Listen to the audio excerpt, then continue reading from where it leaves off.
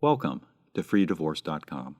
This is Christina. And this is Ed. And today we're going to talk about the differences between a divorce and an annulment.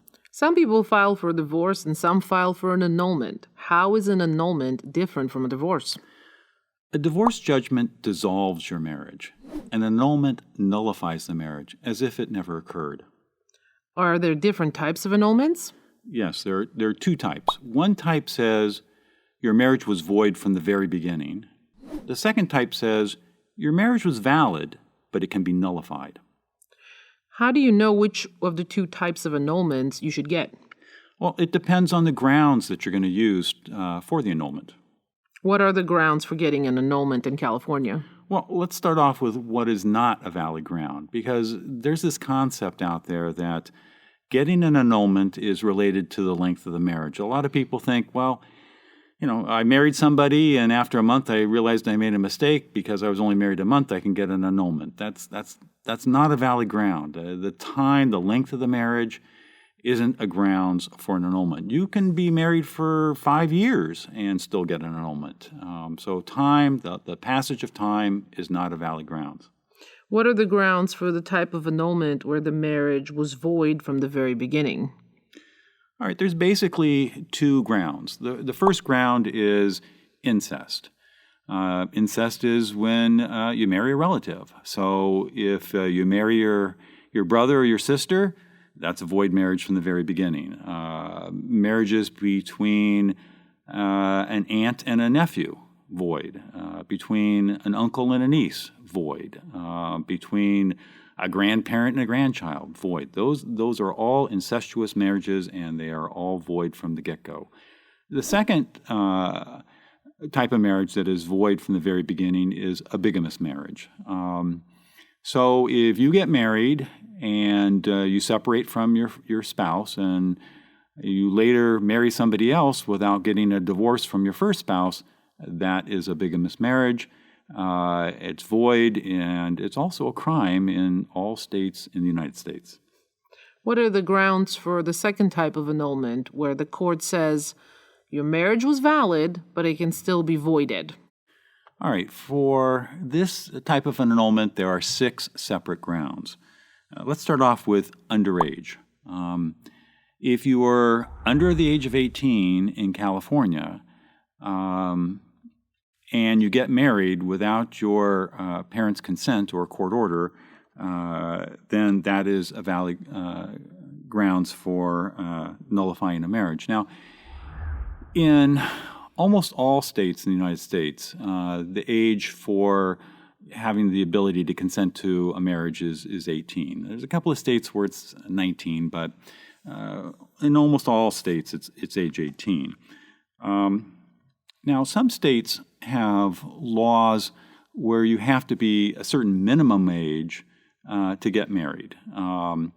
So in some states, you have to be at least 16 to get married. This is with the consent of at least one parent, and sometimes you also need a court order. In other states, it's as low as age 14. And I think one of the things that I find interesting is about half of the states in the United States do not have any minimum age to get married. I mean, you could be 13 years old, and if you've got a parent's consent and you've got a court order, you can enter into a valid marriage. The second ground for nullifying what is originally a valid marriage is a prior existing marriage. Now, this sounds a lot like a bigamous marriage, but it's really got a twist to it. We're talking about a situation where you marry somebody and then they disappear for years, like 5 years. Maybe there was a shipwreck or they just disappeared. And, after 5 years, they're presumed to be dead. And so you think they're dead and you go marry somebody else. And then later you find out that first spouse is alive. That would be a valid grounds for nullifying your second marriage. A third ground is unsound mind. Now, we're not talking about someone who is, sane when you get married and then goes insane. That's not what we're talking about. We're talking about someone being of unsound mind at the time of the marriage, when you go through the marriage ceremony. And what we mean by unsound mind is an inability to fully understand the nature of the ceremony that you're participating in and the obligations that are inherent in the marital relationship. So, as an example, let's say you go down to Las Vegas and you get drunk and you meet a girl and you go through a marriage ceremony and you didn't really know what you were doing. That is the type of unsound mind that would justify nullifying that marriage. Now, if after you sober up, you reside with that spouse for a substantial period of time, well, then you waive this right to nullify the marriage on unsound mind. So if you wake up and you sober up and you realize what you did and you carry on in the way you consented, then it becomes a valid marriage. Yes, and you see that in a lot of these 6 grounds for nullifying marriages. Let's go back to the underage marriage thing. If you're underage when you get married and you didn't have a parental consent or you didn't have a court order, and then you turn 18 and then you reside with that spouse for a substantial period of time, you freely reside with them, then you basically forfeit that ground. I mean, you can't turn 18 and stay married to somebody for 5 years and then come into court and say, oh, I want to invalidate my marriage because I was underage at the time of marriage. So let's move on to the 4th ground for nullifying what is originally a valid marriage, and that is fraud. And this is far and away the most common ground used by people who want to get an annulment. And so what do we mean by fraud? Well, it has to be a misrepresentation at or near the time of marriage that induced you to enter into the marriage, and the misrepresentation has to go to the very heart or essence of the marriage. And I think to understand this, I can give you some examples. So let's start off with, let's say I'm engaged to somebody and we talk about having children, and my fiance says she wants to have children. And we get married, and then she says to me, well, let's wait a while. And we wait, and year goes by, 2, 3, 4 years. And then my new spouse says to me, you know what? I don't want children, and I never really wanted children. All right, well, that's an example of fraud. And because it goes to the very heart of the marital relationship, having children, it's going to be a sufficient type of fraud to justify an annulment. Let's take another example. Let's say that at the time of the marriage, my fiance is having an affair with somebody else. And they say to me that upon marriage, they're going to be faithful to me and they're going to stop the affair. And we get married, and after we're married, my new spouse continues the affair. Again, faithfulness, that goes to the heart of the marital relationship. Their promise to stop the premarital affair, they broke that promise, and that's the type of fraud that will support nullifying the marriage. One other example.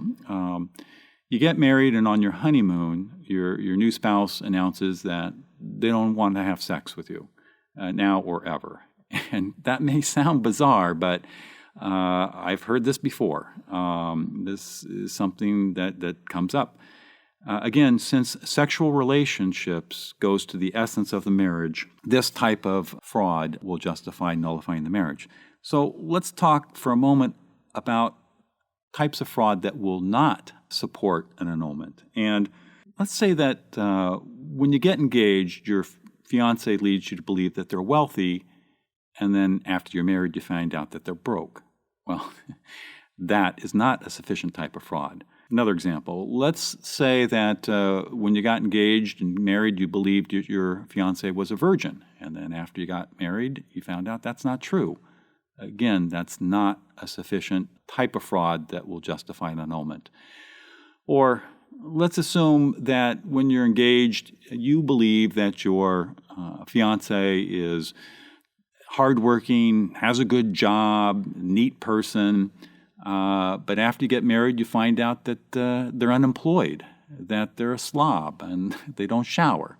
And instead of getting a prince, you got a toad. Well, that is not the kind of misrepresentation that is going to support an annulment. The fifth ground for nullifying a marriage is force. Think of your classic shotgun wedding. You get your girlfriend pregnant, and her father comes over and tells you he's going to break your legs unless you get married, and so you go through with the ceremony. That would be grounds for nullifying the marriage. But again, it's back to this. If you continue the relationship after the threat of force evaporates, if you stay married and freely cohabitate with your new spouse for a substantial period of time, well, then you forfeit this ground as a grounds for nullifying the marriage. And the sixth ground is physical incapacity. So what we're talking about here is a permanent physical inability to engage in sexual relationships. That is going to support a nullity of marriage. Why would someone want an annulment as opposed to a divorce? There can be different reasons, but the most common reason I get is usually a young woman comes in, got married, and shortly after the marriage realized it was a mistake, and they're thinking they're going to get remarried in the future, and they really don't want to tell a potential new spouse that they're divorced. So if you nullify the marriage really never happened, under the law, and you can, truthfully say you're not divorced. Can it be harder to get an annulment versus a divorce? Yes. Getting a divorce, especially an uncontested divorce, is, simply a matter of filling out paperwork and filing it with the court. You don't need to make any court appearances. But if you're doing an annulment, you're going to have to make at least one court appearance where you get on a witness stand under penalty of perjury and you give testimony about the grounds for the annulment. And this is not really a big deal. No one is going to really cross-examine you. I mean, the judge doesn't care if you get an annulment versus a divorce. And most of the cases where annulment is happening, it's uncontested. The couple is going to sit down and talk about the grounds that's going to justify the annulment. Like, for example, they'll talk about, we're going to use fraud as the grounds for an annulment, and they'll discuss what's the nature of the fraud. And then one spouse will go to court and have a brief hearing where they describe that type of fraud, and the judge grants the annulment. But again, you are required to go to court and have a hearing. So it is more difficult to get an annulment than to get a divorce. This has been a presentation by freedivorce.com.